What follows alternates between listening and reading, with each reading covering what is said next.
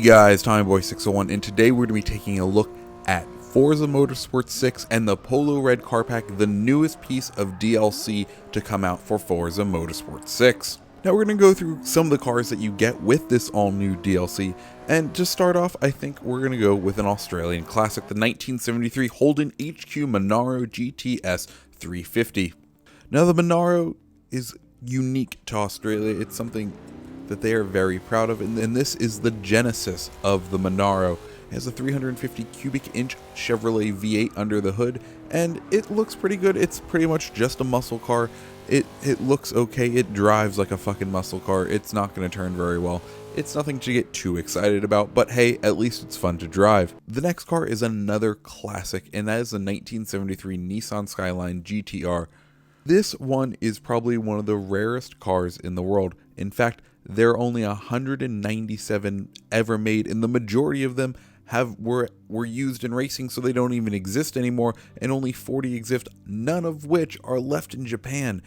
Now, the body lines and the beauty of this car are amazing. You can see almost the current GTR cockpit in the profile view of this vehicle, and it drives well. It drives like an older car in this game, so if you want something fun and cool and sporty, this is something for you. Now, moving on to its much older cousin, the 2015 Nissan #1 Nismo Multool All-Tech GTR. Now, this is probably my favorite DLC car to come in this pack.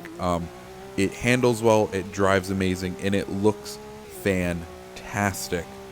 All those vents and all that wing, it just looks like a sports car, a racing car, and it is. It's wonderfully powerful, and it drives amazingly. The next car in the DLC is the 2014 Toyota #8 Toyota Racing TS40 Hybrid.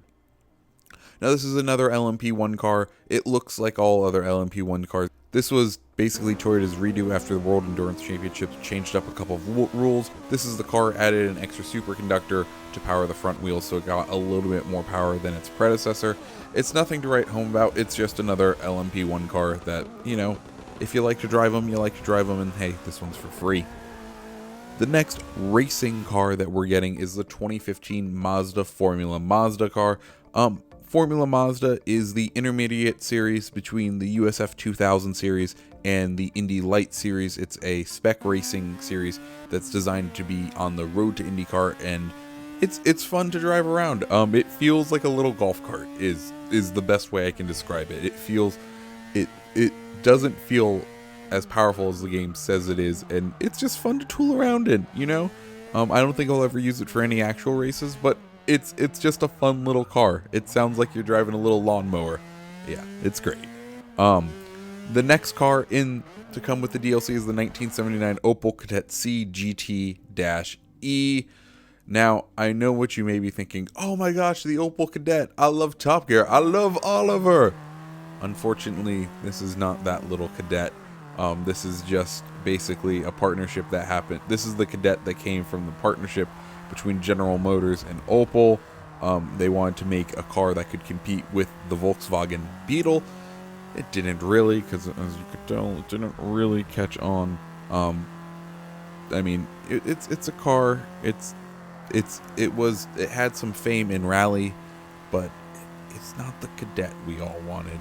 I wanted the other Cadet. We all wanted Oliver, but it's not Oliver. So, And moving on to the final car, the car that headlined this DLC is the 2016 W Motors Lykan Hypersport. Yes, the car made famous for jumping out a fucking building by maybe Paul Walker, but in, you know, the film Furious 7, where they jump out of one of the world's tallest buildings.